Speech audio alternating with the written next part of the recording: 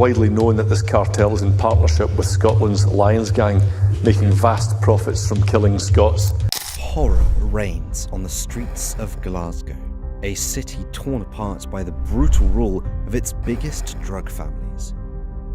With 3 drug-related hits every day, the toll of addiction and violence is staggering, from the savage attacks of rival gangs to the relentless pursuit of justice by law enforcement. Glasgow's underworld is a battleground. But in the middle of the chaos, one question looms large. Can Glasgow ever break free from the grip of its deadliest foes? Or is it doomed to be consumed by the darkness that lurks within? In the early 2000s, Glasgow became a breeding ground for criminal activity, with 2 notorious gangs at the forefront, the Daniels Clan and the Lions Gang.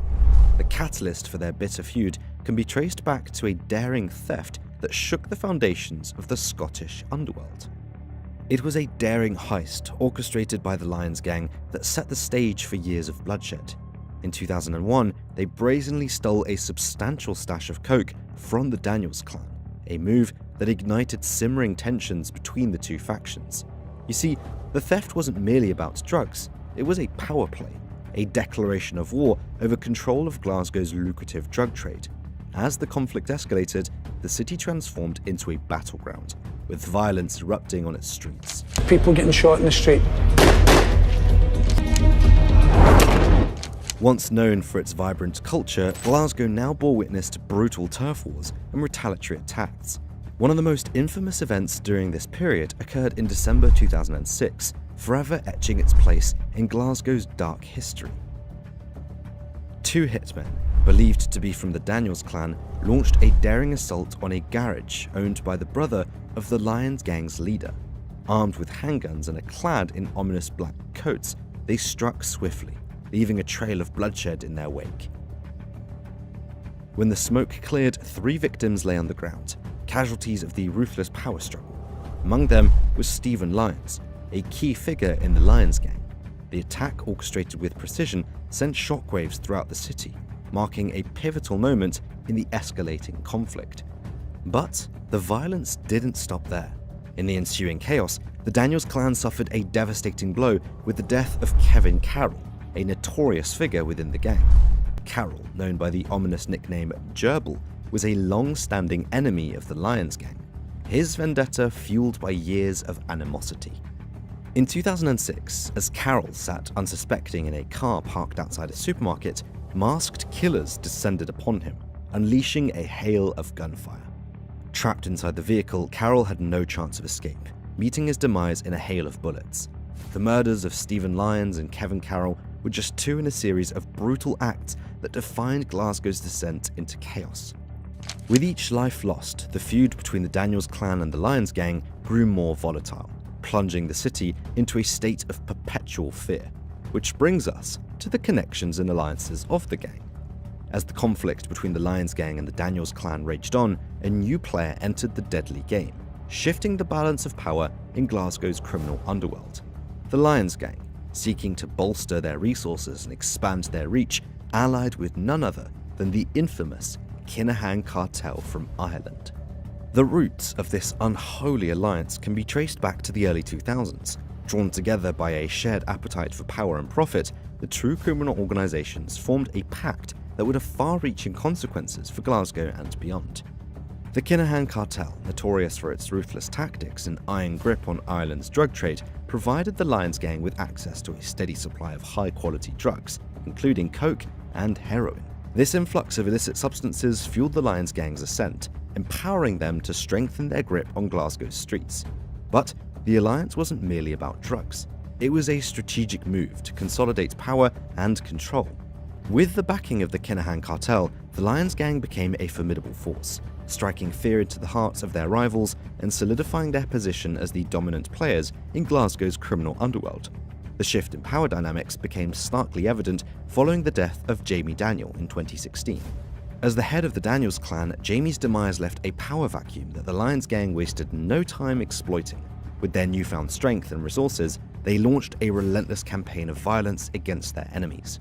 Key figures within the Daniels clan, such as Robert Daniel and Monaghan, bore the brunt of the Lions Gang's fury. Targeted attacks on Robert Daniel and Monaghan served as chilling reminders of the Lions Gang's newfound dominance. Whether it was in the form of assassination attempts or brazen assaults, the violence escaped to unprecedented levels. For the Lions Gang, their alliance with the Kinahan cartel proved to be a game-changer, propelling them to new heights of power and influence. But with the use of power comes consequences, and major retaliation came their way. The years following 2016 saw the feud between the Lions Gang and the Daniels clan reach new heights of brutality, with Glasgow becoming a battleground soaked in blood and vengeance. Fueled by a thirst for revenge, the Lions Gang launched a coordinated vendetta against their rivals, sparing no expense in their quest for domination. Assassination attempts became commonplace as the Lions sought to eliminate anyone associated with the Daniels clan.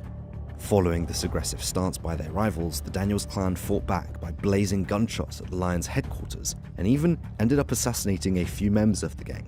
Although their names never surfaced as to who got shot and died, it has been reported that the Lions Gang faced huge losses. But perhaps the most savage act of retaliation came in the form of an attack on Stephen Bozo Daniel, another leader of the Daniels clan. In a chilling display of brutality, Bozo's car was pursued in a high-speed chase before being cornered on a freeway exit. What followed was a bloodbath of unprecedented ferocity, as members of the Lions Gang unleashed a barrage of violence upon their helpless victim. With bladed weapons in their hand, they stabbed Bozo multiple times, leaving him disfigured. The attack on Bozo served as a grim reminder of the escalating violence that had consumed Glasgow's streets. As the feud reached new heights, law enforcement agencies refused to stand idly by. Operation Engagement, a police crackdown aimed at quelling the violence, was launched against the warring factions. Armed with unprecedented resources and determination, law enforcement officers descended upon Glasgow's criminal underworld, determined to bring an end to the reign of terror. But the battle against organised crime would prove to be no easy task. Despite the efforts of law enforcement, the feud raged on, with new deaths and atrocities continuing to stain the streets of Glasgow. As the violence in Glasgow reached a fever pitch, law enforcement agencies launched a relentless crackdown on criminal networks operating within the city's shadows. Armed with cutting-edge technology, they targeted encrypted communication channels used by the gangs to coordinate their nefarious activities. However, they did not know that the reach of Glasgow's criminal underworld extended far beyond its borders, with connections to notorious organisations like the Kinahan cartel in Ireland. One such connection was through figures like Robert Kelby, whose ties to the Kinahan cartel ran deep. Kelby, a prominent figure in Glasgow's criminal landscape, found himself at the centre of a web of intrigue, with connections to both the Kinahan cartel and the Lions Gang. His involvement in the criminal underworld spanned years, with allegations of drug trafficking and money laundering dogging his every step. But perhaps the most notorious figures to emerge from Glasgow's criminal underworld were the Gillespie twins. Wanted for their involvement in drug trafficking on an international scale, the twins were the subject of a relentless manhunt that spanned continents. Their crimes were as audacious as they were brutal, with connections to some of the largest drug seizures in Europe.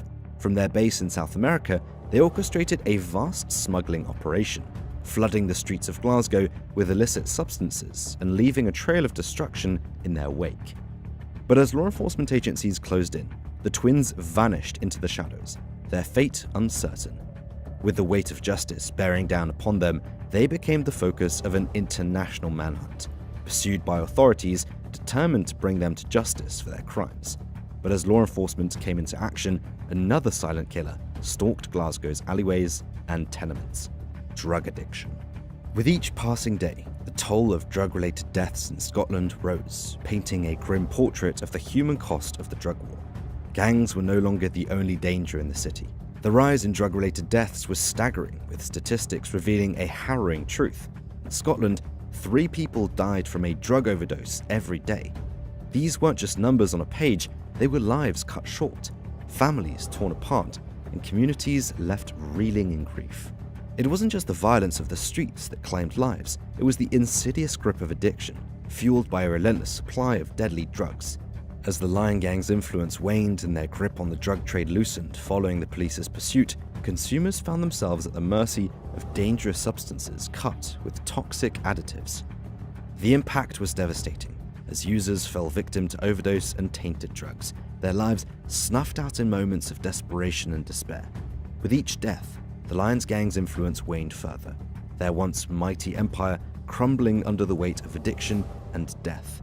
But even as the supply chain faltered and the streets grew quieter, the potential for further violence loomed large. With the disruption of the drug trade came a power vacuum, one that threatened to plunge Glasgow back into the depths of chaos and bloodshed.